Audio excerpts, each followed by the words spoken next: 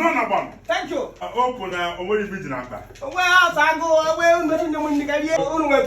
Yeah. Because I have to know what about shoe. Because don't worry. And come here what back to sender. I talk on a move that is okay.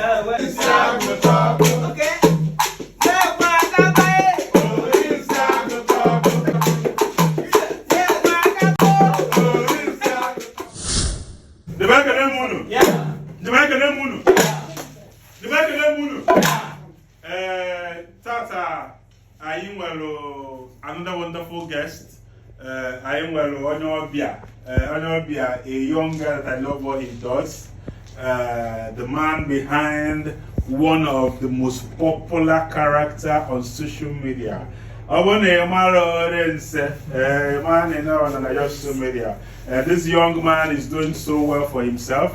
He has come before, Ezigbo ambassador of R&D's work, one of the people that project and then propel even the on a massive figure. The first time we are, buy 40%. The first time when I get that, how about the food?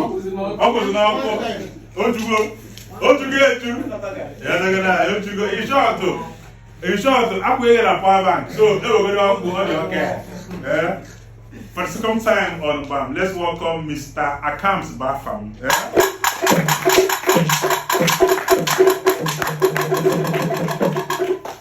Akams, we love what you're doing. We love what you do online.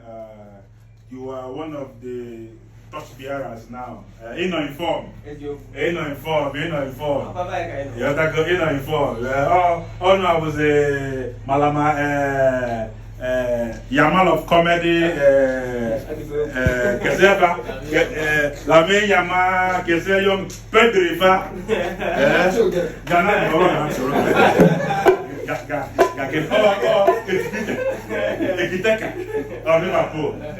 In a more we love what you do. I love what you do personally.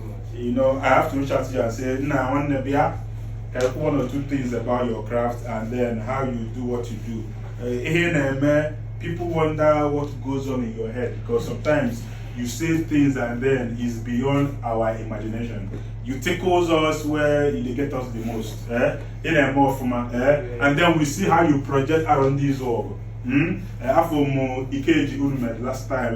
It was really easy as a young guy, and then I see how they love you too. And award or something like that. Yes. You're doing well. Manona Bampo in Azu. No. I never thought we want to also meet Orinsi the character. But let's welcome Akams Afam with our national anthem. Can you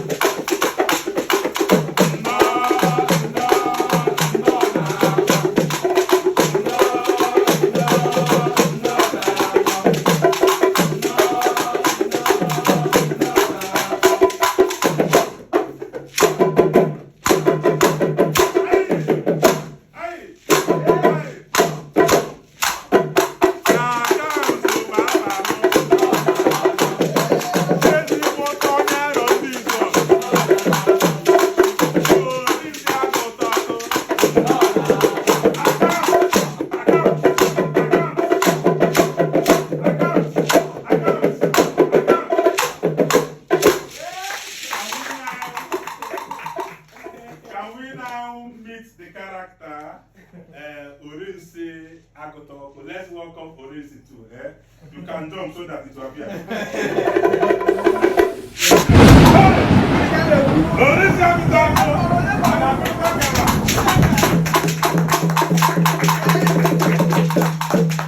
Now we have met the character because before I don't know for a young guy, but now Orinsi.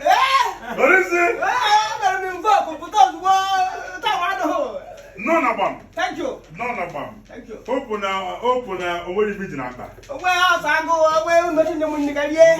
Mba mmụọ na-ekwu ụmụ ife a ị na-edebe mmadụ na gate. Open onwere ji. Are you afraid? Don't be afraid, okay? Biko ebe a bụkwa olu oyibo. It's okay. Biko. Unu nwe POP. Biko anyị achọrọ ụkwụ abashu. Biko. Don't worry. Come here with back to sender. Atokwana mo that is why you are safe and safe. Orinsi is one of the most popular character we have today. Orinsi, enwegu ana agokale.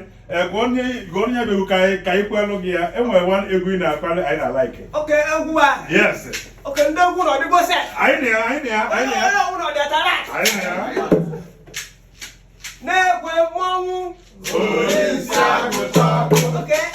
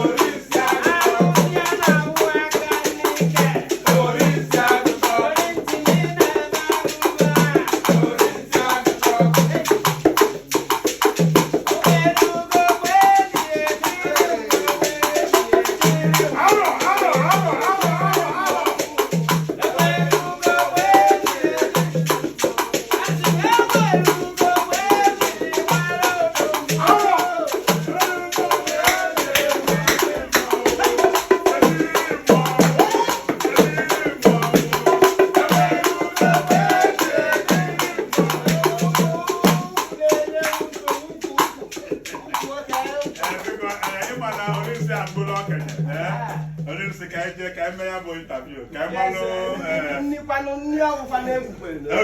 Okay. Biko ka je nye ndị only first of all. Thank you. Dalo. Bam.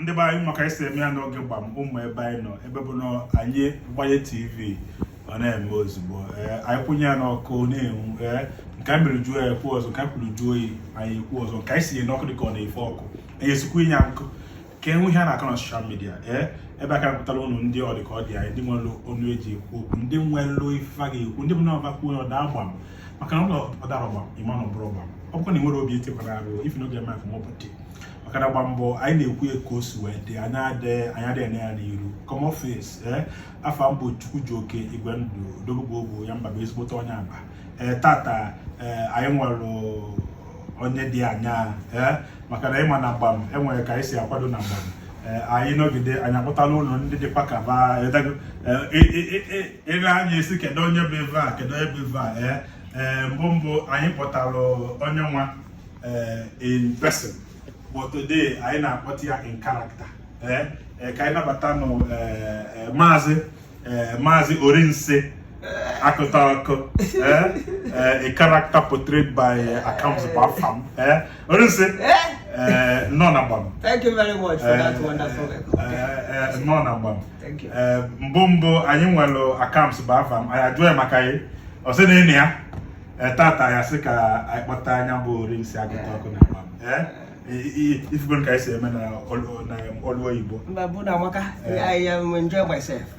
Esi ekugbo ona won ka unu kporo mbu ka na aza so no gere ko na aza Akams ko ginu kporo ona na ejegari ona ha kpọpụta I am so glad that the omu akoro tata iketa gba po ewu ya amayo na emi. Thank you for calling. Orinsi no. Thank you. No. Kedu onye bụ Orinsi Akụta Ọganiru? Okay. Thank you very much for that wonderful question. Only Tiago talk, kete ngwere na akpọ ze na api ona apia mo. the one of our this world. Nkemere duoyi. Oh ya na ebe atata. Yes. Only Aguta ko mo no problem. Atako. No na me ekwetere ihe otupu. Only two is a one that I want in ekwu n'aka ndị ọ na-ekwu n'aka ebe. Yes. Asị ka ọkpụkpụ ebe ata, sị ya sumodi Yatabo. And now the digression of my mind's frame is digress. What you got to mean? Okay. Yatabo. Only say everyone will be other, everyone will be one day. But the people are mostly misunderstand my thinking. Okay. You got that?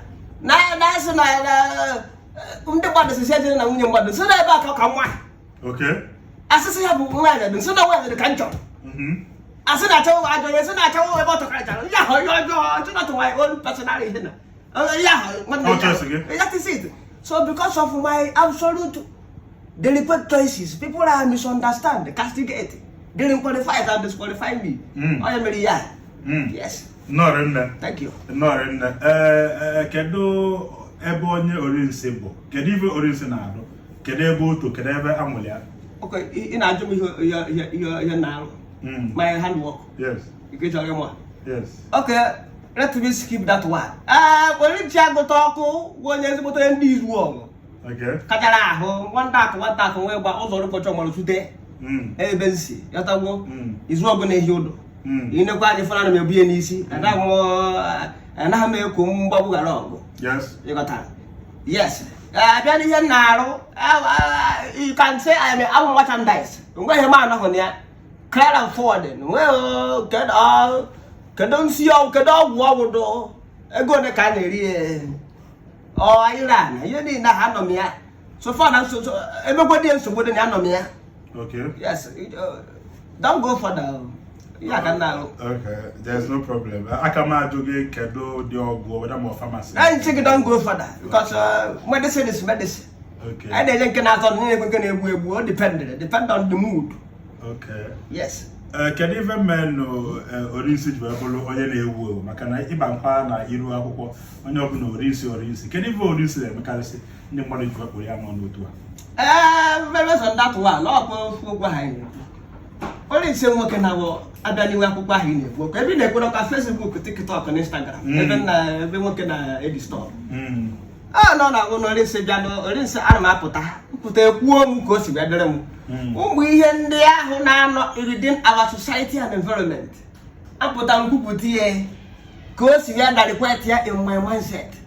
Ekwugo m ihe ụfọdụ dịgasị iche iche ụfọdụ na-misunderstand asị na onye adịda ya da asụ na ọdọ ọbara ikike ọgịnị ka m ọtụrụ ya ha ana m eje ụka so how do I go to church and diabolic at the same time? It's not possible. So Orinsi was somebody that always come to the community to address issue depending on the mood. Where yours oh yeah, can't be a yes. And there has to be if you want to defend the you know if an message I'm asking to you nobody had you yeah that get you a you know one imutanwa imutanwa no mgbe